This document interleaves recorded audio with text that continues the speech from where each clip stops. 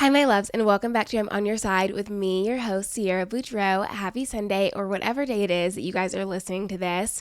You guys, today is the day. Today is the last episode of season 1. And I went back and forth on this. I was like, can I just go ahead and run it straight through and not do any breaks for seasons? But as you guys know, I'm moving, and this move has just taken a lot of emotional energy, a lot of physical energy, a lot of time, and a lot of effort. And I'm so thankful for it. I'm so excited, but at the same time, it just felt really hard to juggle all of it. And a lot of this stuff, like all of my podcast equipment, has to get packed up and sent with the movers. And the movers are coming this week. So I'm recording this episode, and then there's going to be a couple of weeks between when the movers are picking my stuff up and when they're dropping it off. So I would have to either batch record a bunch of episodes, or I would have to take a break. And I decided that it was time to go ahead and take a break. And the break is not going to be very long. It's going to be, I believe, 4 weeks from right now. 4 weeks later, you're going to have a brand new season. But I decided to go ahead and take a break because I think that the feel of the podcast and what we talk about is often very timely and very current. And I have been updating you guys with all of my house updates and all of my life updates. And that's how we start the episode. We just chit chat before we get into the bulk of everything. And so I just didn't really feel right batching a bunch of episodes because there's going to be so much going on in my life that you guys wouldn't be able to be up to date on. Obviously, if you follow me on TikTok and Instagram and things like that, you would see it, but the podcast wouldn't feel very current or timely. And I fully believe that a lot of things that I'm going to be experiencing in the next couple of weeks are going to make for really great episodes to talk to you guys about. And I can't wait to talk to you guys about them. And so I just wanted to make sure that I took a break and I could go actually get some new lived experiences to bring back with you guys. Of course, there are topics I could have slid in here and we could have just picked it back up with regular weekly episodes as we, have done. I just didn't really want to do that. I felt like there is a reason I should be taking a break right now. I think that there is so much that I'm about to learn, so much that I'm about to experience, so much that I'm about to do, that it's going to make for a really strong season 2. And so this is going to be the end of season 1.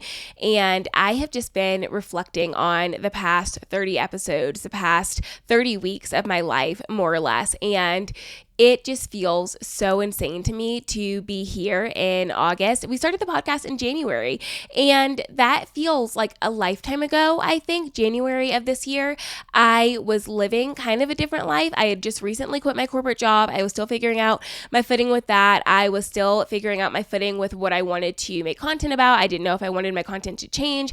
I didn't know if I wanted to just carry on as if nothing had changed. But realistically, my life changed pretty drastically after I left my corporate job, and the things that I did, the things that I talked about, the content that I made changed a lot because I was no longer having an experience that a lot of you guys were having, and it felt disingenuous to me, I think, to come online and give you guys a lot of corporate hot girl advice, knowing that I was no longer in that sphere. And while I have spent a lot of time in the corporate world and that still feels pretty top of mind to me, it just didn't really feel right making that the center of my content. And so I shifted, and the beautiful thing about shifting my content is that you guys shifted with me. There was no frustration. There was no animosity. There were no negative DMs saying I missed your old content. Everybody was so supportive of my content changing because my life changed, and I appreciate that so much. And I think about everything else that's happened in the past 30 weeks, friendships that I've gained, friendships that I've lost, relationships that have taken drastic turns. I have experienced so much life in these past 30 weeks. And I think that really shows in what we've done with this season, what we've done with the episodes. I have figured things out, and as soon as I figured them out, I've shared them with you, or I've made quite a few episodes where I'm like, hey, I actually don't have it all figured out. I actually have no idea what's going on. I just know that I'm in the midst of it, and whatever is to come is to come. But I wanted to tell you guys how I feel right now, and those episodes seem to be the best received episodes. You guys loved that, and I think that's because I got to strip off all of these layers of persona almost. And not that I'm not an honest version of myself when I film content, I absolutely am. But I think a lot of my content is centered around this is what I've learned. And so I'm sharing it because I've worked my way through it. And that gives off this air of I have it all together and knows how to figure things out and is on it and can do it all. And while that is a part of me, and I often can figure things out, and I often feel like I can do a lot and make the best out of a lot of different situations, there are times that I can't. And when I get to come to you guys and be like, I actually have no idea what is going on. I have no idea what my next step is, but this is just how I feel. This is what I'm going through. I think that it allows us to have a deeper relationship. I think it allows you guys to see me more as a full person and not just someone who talks to you on a screen and tells you that you're going to be fine, and I really do appreciate that. I think when I first started making content, I had no idea about the boundaries I was going to create. I had no idea what I was even really going to be talking about. I just knew that I had so much life that I had lived and so many things that I was experiencing, and I felt really weird keeping it all to myself, and I wanted to share it with you guys, and that has become this, and this is my biggest dream, and I just cannot believe I get to live it. So all of that said, these past 30 weeks have been so full of change and growth and development, and I'm getting kind of emotional. I think I'm getting emotional about how when I started this podcast, I just sat here one week and I set everything up and I started talking to you guys, and I was still feeling like this apartment was my dream. I was still feeling like everything that I had in Denver was incredible and my dream. And I was talking to one of my friends the other day, and I was saying that it is so astounding to me how you build these dreams and you think this is so far out of reach and I don't even know how I'm going to get it. I don't know what that's even going to look like. I just know that I want it. And then you achieve them. And then you dream a little bit bigger and you think, okay, well, maybe this is all I'm going to get, but maybe there's something else. And if there's something else, I'm just going to put it out there and see what happens. And then you get that. And that's exactly what has been happening with this apartment and my life in Denver. This was my dream. I remember when I first moved to Denver, I drove over here because there's a place that I liked going over here by where I live. And I would see this apartment complex every single time. And I was like, that's where I want to live. That is the dream. That is everything that I want. I toured it before I even had the money to afford it. I walked around and I was like, no, this is going to be exactly it for me. And not even that far down the line, I got to move in here. And I remember when I first moved in and I had boxes everywhere, I was just looking out the window and I was like, oh, I did it. Like I'm here. And I had this mix of excitement and of anxiety because it felt like, okay, well, I achieved the thing that I thought that I wanted most. And what's next? What am I supposed to do next? And how long can I just sit in it and rest in it before I feel like I have to push towards something else and build towards something else? And it feels like you achieve your dreams and you achieve your goals, right? And then you don't even really have time to sit and rest in them and be excited about them because the rat race of life tells us that we have to be pushing towards something else. And I feel like I have listed out all of these goals for myself and I'm achieving these goals, and I'm so thankful for that. And I'm so happy about that. But I also feel like, okay, when do I get to just enjoy? When do I get to just sit and rest? But the nature of the job, the nature of what I do is that you always have to be on. You always have to be putting something out there. You always have to be innovating and creating. And while that is a really exciting part of the job, it also makes me feel like, oh, there's just like really no time to just rest, or there's really no time to just be. And that's been a little bit hard for me, transparently. The other day, I found myself in the midst of an anxiety attack, and I was talking to my managers about it because there's something that was supposed to be due that day, and I was like getting ready to work on it, and I was also getting ready to do a lot of things around the apartment, and I just felt this panic come over me, and before I knew it, I was tense, and my palms were sweaty, and I couldn't breathe, and I felt like the world was closing in around me, classic anxiety attack, right? And as I was sitting in it, I was like, I don't even know what to do. There's so much to get done, and I don't even know what to do because I decided that I wanted something, and then I ran full speed ahead to it, and then I got it, and now I'm sitting here like, oh, I have to go get it. It's like when you order something from the store and you have to go pick it up, and it's like, oh my God. And that's how I feel. I feel like I bought this house and now I have to go close on it and actually move into it, which means that I can't live in two places at the same time, right? So I'm closing out my chapter here and my life here, and then I'm moving into a new phase of my life. And I was talking to my managers about it, and I was like, oh, I'm just a girl who got everything that I wanted and then felt overwhelmed by it. And it's like a joke, but also how I feel a lot of the time. I feel like I keep getting the things that I want, and then I feel anxiety about it because it feels like the higher you climb, the faster you fall, right? And it also feels like, where do I go from here? And what do I build from here? And at what point am I supposed to just be satisfied? At what point am I supposed to feel like it's enough? Or is it never enough? And I struggle with satisfaction, as we talked about in one of the early episodes, satisfaction, connection, and everything in between.